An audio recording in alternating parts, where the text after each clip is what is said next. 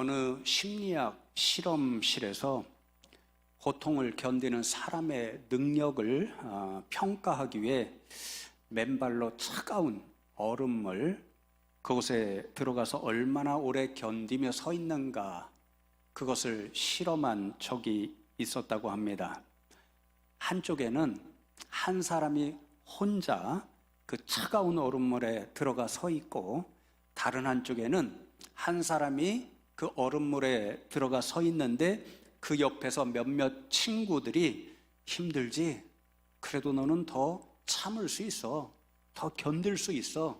이렇게 응원하고 격려하고 위로하도록 그렇게 했다고 합니다. 여러분, 어느 쪽 사람이 더 오래 견딜 수 있었을까요? 물어보나 마나죠? 네, 옆에서 친구들이 더 오래 견딜 수 있어. 이렇게 응원하고 격려하고 위로하는 그 사람이 그렇지 않은 사람보다 2배 이상 더 오랜 시간 동안 참을 수 있었다고 합니다. 여러분, 이 이야기는 우리가 어렵고 힘이 들고 또 고통당할 때에 누군가 옆에 함께 있으면서 힘들지? 그래도 내가 옆에 있으니까 함께 견뎌봅시다. 그렇게 칭찬하고 격려하고 응원하면 어려움을, 고통을 견딜 수 있는 더 큰 힘을 우리가 낼 수 있다, 얻을 수 있다는 그것을 보여주는 실험의 이야기입니다. 이 이야기를 읽으면서 우리 교회가 이런 교회 되면 좋겠다, 그렇게 생각해 보았습니다. 성도 여러분, 서로가 이 힘든 시절에 서로에게 내가 함께 있습니다, 함께 이겨내십시다, 이렇게 격려하고 위로하고 힘이 되어주는 우리 성도님들 되면 좋겠습니다. 여러분, 특별히 3월부터 이제 오랜 동안 쉬었던 목장교회 사역을 다시 시작합니다. 우리 교회에서 지금 행하고 있는 목장교회가 맨 처음부터 생각했던 것들이 바로 이런 일들입니다. 목장교회 방식이 여러 개 있습니다. 근데 제가 세미나 참석하고 또 배우면서 느꼈던 것은 지금 현재 하고 있는 우리 목장교회 이 시스템이 말씀으로 위로하고 기도로 격려하고 힘을 주고 이런 일들이 성도님들 가운데 일어나야 되겠다, 그런 생각으로 이 목장교회 사역을 시작했습니다. 여러분, 3월부터 우리 교회에서 다시 목장교회 모임을 할 때에 많이들 참석하셔서 이 말씀처럼, 이 실험처럼 서로 힘이 되어주고 격려하고 위로하고, 그래서 함께 이 힘든 시대를 이겨나갈 수 있는 우리 성도님들 되시면 좋겠습니다.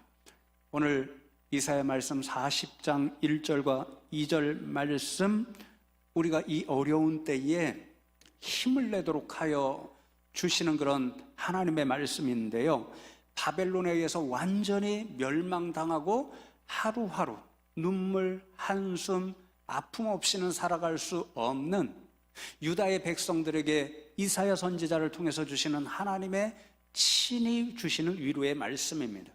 여러분, 이 말씀을 통해서 유다의 백성들은 그 힘든 일을 그래도 견뎌낼 수 있는 그런 큰 위로, 힘을 얻게 됩니다. 그래서 오늘도 이 말씀을 나누면서 저와 여러분도 이 힘든 세상을 살아가는데 유다 백성들이 들었던 통일한 하나님의 위로의 말씀을 들을 수 있는 시간 되면 좋겠습니다.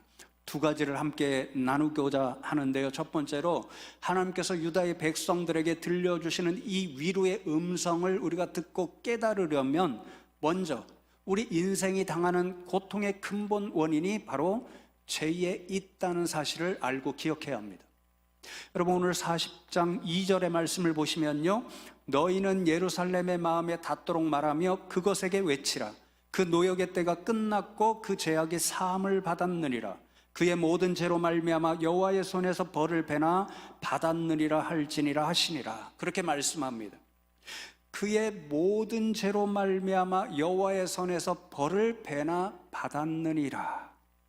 지금 유다의 백성들이 바벨론에 의해서 완전히 멸망당하고 어떤 분들은 폐허가 된 예루살렘 가운데서 눈물로 살아가고, 어떤 분들은 포로로 잡혀가서 바벨론에서 노역을 감당하면서 살아가고 있습니다. 고통 중에 있습니다. 그런데 그 모든 고통이 결국 하나님께 재은 죄로 인해서 말미암은 것이다, 그렇게 말씀합니다. 물론 우리가 세상을 살아가면서 수많은 종류의 고통을 경험하고, 많은 고통의 경우에는 언뜻 보기에는 우리의 죄로 말미암은 고통이 아닌 것처럼 보입니다.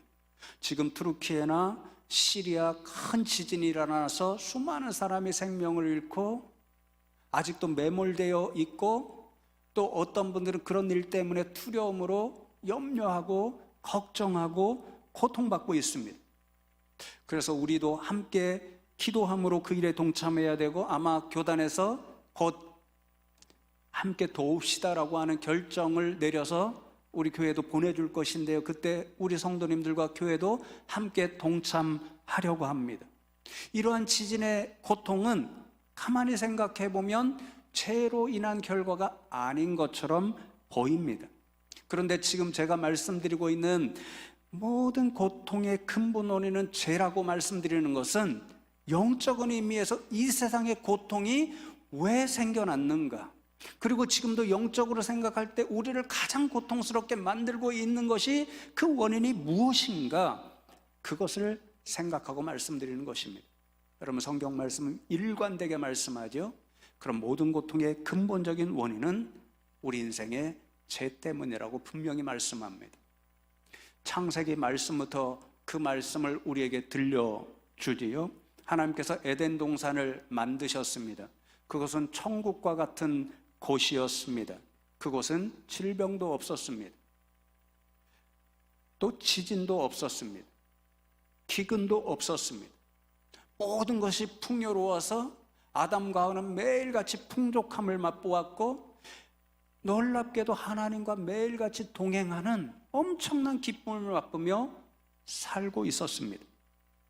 그런데 그 모든 일들이 하루아침에 무너지고 말았습니다. 우리는 그 원인이 무엇에 있는지를 잘 압니다. 아담과 하와가 하나님께 지은 죄 때문에 그렇게 되었습니다.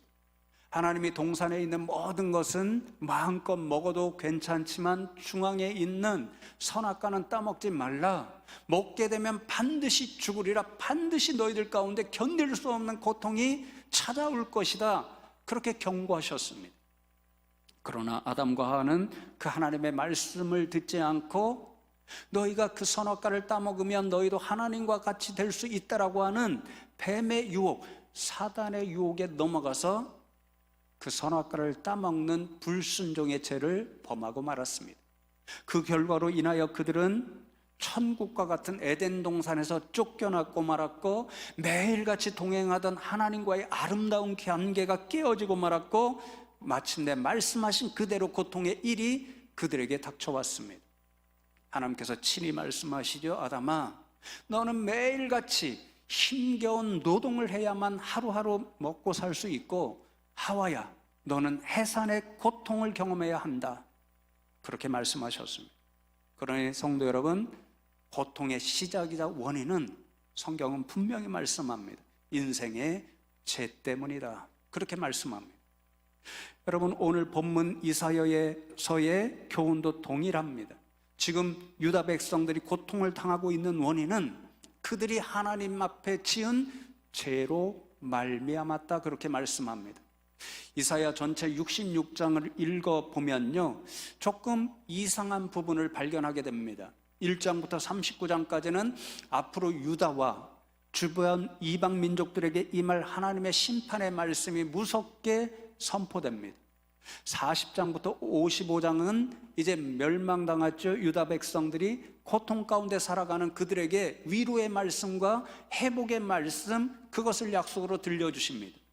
56장으로부터 66장은 하나님께서 이제 말씀하신 대로 이스라엘 백성들을 구원해 주시고 고국 땅으로 오게 하시고, 앞으로 어떤 영광스러운 일들이 일어날 것인가, 그것을 환희 가운데 들려주십니다.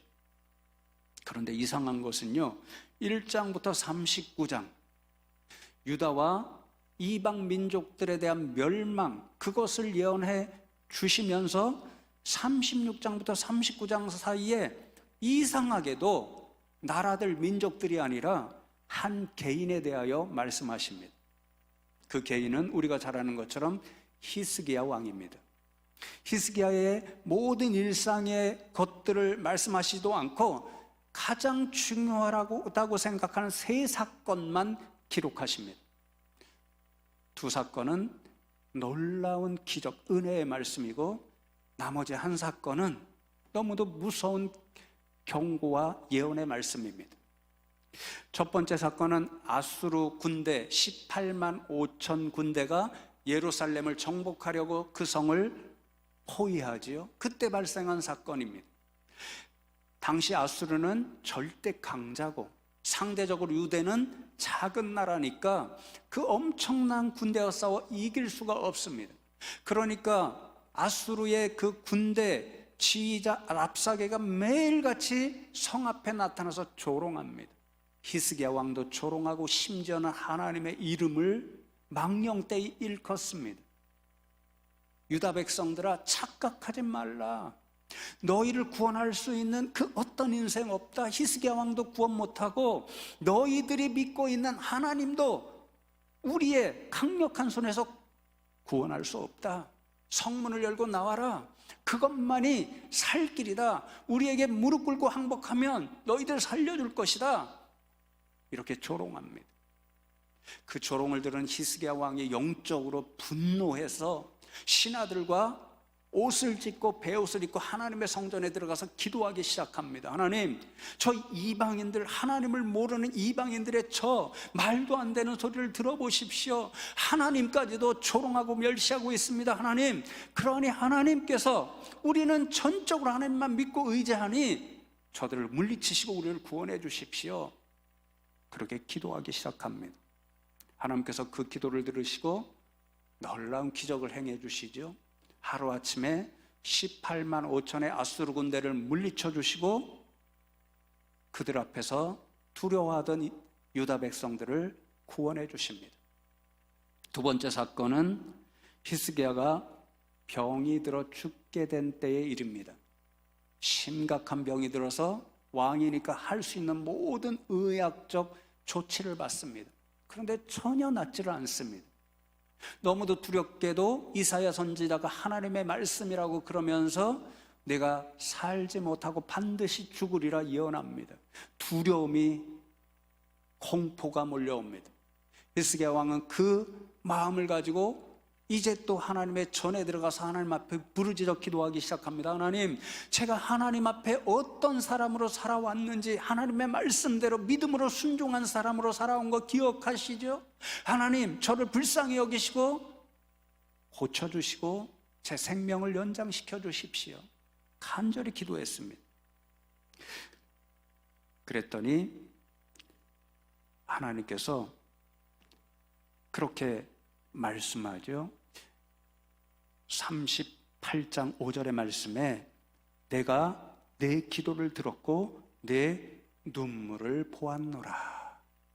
그렇게 말씀하시면서 히스기야 왕이 기도한 대로 그의 병을 고쳐주시고 15년 생명을 연장시켜 주셨습니다. 히스기야가 하나님만 믿고 의지하고 기도로 나아갔을 때 민족을 구원해 주시는 놀라운 기적, 그 은혜, 죽어가던 자신을 고쳐주시고 생명을 연장시켜 주시는 그 놀라운 은혜를 하나님께서 베풀어 주셨습니다. 그런데 세 번째 사건을 보면 히스기야가 완전히 변질된 모습을 보여줍니다. 히스기야가 병이 들었다는 소식을 듣고 신흥 강자로 부상하고 있던 바벨론 왕이 사신도 보내고 예물도 보내고 친서를 보냅니다. 우리 바벨론과 더불어 조약을 맺읍시다. 그런 친서를 받고 히스기야가 기뻐하였다고 기록합니다. 우쭐했다는 뜻입니다. 그러면서 보물 창고를 다 열어서 자신이 갖고 있는 모든 보물, 무기 이런 것들을 다 보여줍니다. 왜 그랬을까요? 우리와 더불어 외교 조약을 맺읍시다라고 하는 그 말을, 그 친서를 보고 우쭐한 겁니다. 순간 교만한 겁니다. 그래, 나도 그만한 힘이 있습니다. 당신들과 더불어 조약 맺을 만한 그런 자격이 있습니다. 이것을 자랑하고 싶어서 모든 것을 보여주었습니다. 아수르를 하나님이 물리쳐 주셨죠. 그러나 여전히 아수르는 절대 강자였습니다. 그러니까 그 위험을 생각해 보면 지금 바벨론 왕이 내미는 조건을 그대로 받아들이고, 그래서 조약을 맺어서 아수르를 같이 방비하는 것은 훌륭한 정치적인 지혜라고 생각한 거죠. 그런데 여러분, 그렇게 우쭐해서, 그렇게 순간 기뻐해서 그것을 다 보여주는 그 순간, 자신이 갖고 있는 힘, 보물을 다 보여주는 그 순간, 히스기야는 아주 중요한 것을 잊고 있었습니다. 누가? 자신이 감당할 수 없는 18만 5천 아수르 군대를 물리쳐 주셨는가? 누가 죽을 수밖에 없던 자신을 고쳐주시고 살려주셨는가? 생명을 15년 더 연장시켜 주셨는가? 그분 하나님을 잊고 있었던 거죠. 영적 망각의 죄를 하나님 앞에 보이고 말았습니다. 그 결과로 히스기야는 이런 음성을 하나님으로부터 듣게 됩니다. 이사야 39장 5절과 6절 말씀을 보시면, 이사야가 히스기야에게 이르되 왕은 만군의 여호와의 말씀을 들으소서. 보라, 날이 이르리니 내 집에 있는 모든 소유와 내 조상들이 오늘까지 쌓아둔 것이 모두 바벨론으로 옮긴 바 되고 남을 것이 없으리라. 여호와의 말이니라. 내가 우쭐해서, 기분 좋아서, 교만해서, 나를 잊고 내가 가진 모든 힘, 보물을 자랑했던 거, 그것 다 바벨론에 의해 멸망당하고 빼앗길 것이다. 바벨론 사람들이 다 가져갈 것이다. 그런 고통과 멸망이 너에게 임할 것이다. 하나님이 그렇게 말씀하십니다. 무엇 때문에요? 히스기야가 가졌던 교만의 죄, 영적 망각의 죄 때문에 그렇게 되었습니다. 여러분, 이 히스기야 개인의 이야기는 무엇을 말씀할까요? 개인이지만 유다 나라 전체를 대표하는 왕이었기 때문에 이 4장의 이상한 말씀을 통해서 하나님은 분명히 유다의 백성들에게 왜 너희가 멸망당했는가? 왜 지금 그래서 고통당하며 하루를 살아가고 있는가? 그것을 말씀해 주십니다. 그것은 히스기야가 보여준 그대로 하나님 앞에 그들이 죄를 범하였기 때문이었습니다.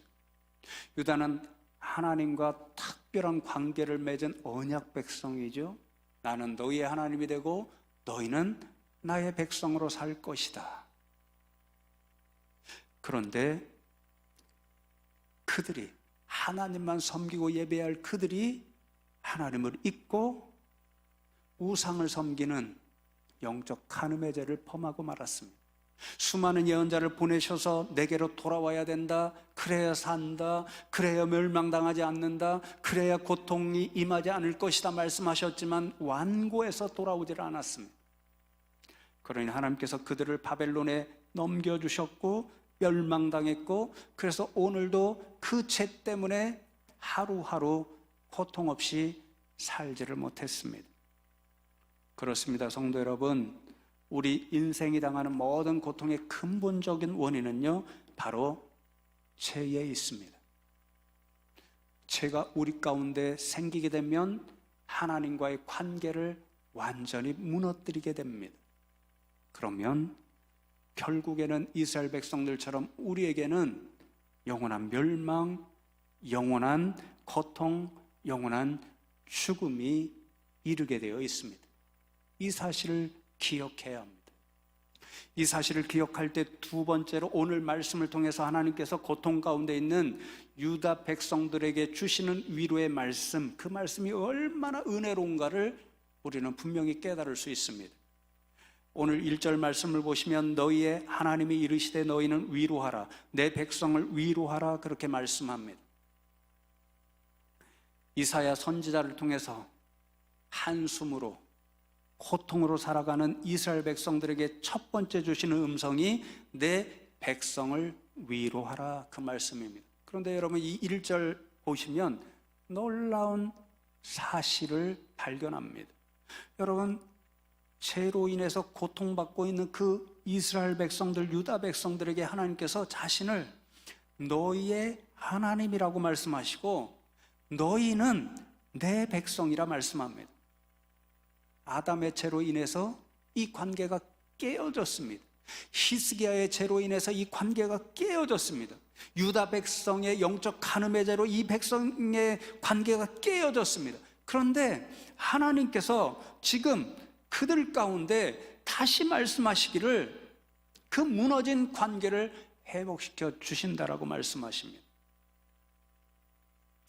고통 가운데 살아가고 있는 그들을 건져내시고 마침내 다시 한번 나는 너의 하나님이 되고 너희는 나의 백성으로 살아가게 될 것이다, 그렇게 말씀하십니다. 이것이 하나님께서 이스라엘 백성들에게 주시는 위로의 말씀입니다. 그런데 여러분, 어떻게 이렇게 언약 관계가 회복되고 구원이 임하는 이 놀라운 은혜가 가능하게 되는 것일까요? 완전히 깨어졌는데 어떻게 회복되고 구원의 은총이 임하게 되는 것일까요? 여러분, 오늘 읽었던 2절 말씀 다시 보시면요, 중반절에 그 죄악이 사함을 받았느니라, 하나님이 그렇게 선포해 주십니다. 그의 모든 죄로 말미암아 나의 손에서 벌을 배나 받았느니라 말씀하신 그 하나님께서 이제는 그 죄악이 사함을 받았느니라, 그렇게 말씀합니다. 죄로 인해서 하나님과의 관계가 깨어졌죠. 언약 관계가 완전히 깨어졌죠. 영적 간음의 죄로 그렇게 되어서 하나님이 그들을 바벨론 선원의 손에 넘겨주셨죠. 그래서 견딜 수 없는 고통이 임했죠. 그러니 그 죄가 있는 한 하나님 말씀하시는 이 일이 일어날 수 없는 거죠. 그러니 하나님께서 먼저 말씀하시는 것이 그 죄가 사함을 받았느니라. 너희를 이렇게 멸망당하게 하고 나로부터 멀어지게 하고 그래서 고통 가운데 너희를 빠뜨린 그 죄 내가 사하여 주겠노라, 그렇게 말씀합니다. 철저하게 수동태로 되어 있습니다. 무엇을 뜻하는가요? 이 은혜가 유다 백성들이 갑자기 하나님 보시기에 의로워져서 임하는 은혜가 아니라는 거죠. 유다 백성들이 하루아침에 하나님, 우리는 이럴 만한 자격이 있습니다, 이렇게 의로운 일, 선한 일을 많이 했습니다, 그런 공로를 내세울 수가 있어서 그런 것이 아니라는 거죠. 철저히 이 주권은 하나님 손에 있습니다. 그 하나님께서 이스라엘 백성들을, 유다 백성들의 고통을 보시고 불쌍히 여겨주셔서 내가 너희들의 죄를 사하여 주겠노라, 그리하여 그들을 건져주시겠다는 거죠. 구원해 주시겠다라는 거죠. 회복시켜 주시겠다라는 거죠. 그들을 건져내서 다시 고국 땅으로 돌려 보내주시겠다라는 말씀입니다. 그리하여 다시 한번 나는 너희의 하나님이 되고 너희는 나의 백성으로 살아가게 되리라, 그렇게 말씀하십니다. 성도 여러분, 그러므로 하나님께서 지금 고통 가운데 살고 있는 유다의 백성들에게 주신 가장 놀라운 위로의 말씀이 무엇입니까? 너희의 죄가 사함을 받았느니라, 이 말씀입니다. 죄가 해결되지 않으면 지금 유다의 백성들이 당하고 있는 고통에서 벗어날 수 없기 때문에 하나님이 먼저 사랑하셔서 긍휼히 여겨져서 너희의 죄를 내가 사하여 주겠노라, 그렇게 말씀하시고 그 죄로 인한 고통으로부터 건지기 시작하시는 거죠. 구원의 역사가 드디어 그들 가운데 임하는 거죠. 회복의 역사가 그들 가운데 임하는 거죠. 그래서 하나님과의 언약 관계가 회복되는 거죠. 성도 여러분, 그렇습니다. 마찬가지로 하나님께서 오늘 저와 여러분에게 주시는 가장 놀라운 영적인 위로의 말씀이 무엇이냐면요, 우리가 오늘 참 힘들죠. 여러 가지 것들이 힘듭니다. 그래서 코로나가 끝나는 것, 전쟁이 끝나게 해주겠다, 기근과 직진이 사라지게 해주겠다, 질병을 고쳐주겠다, 생업을 회복해 주겠다, 하나님의 말씀이 임하면 그의 위로가 되겠죠.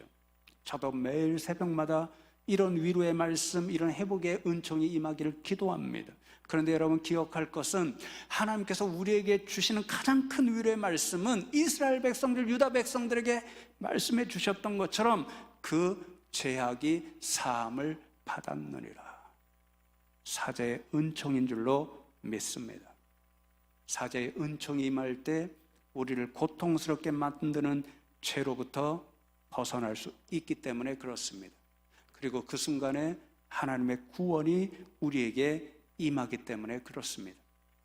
그리고는 영원한 멸망, 영원한 고통, 영원한 죽음으로부터 우리는 해방되기 때문에 그렇습니다.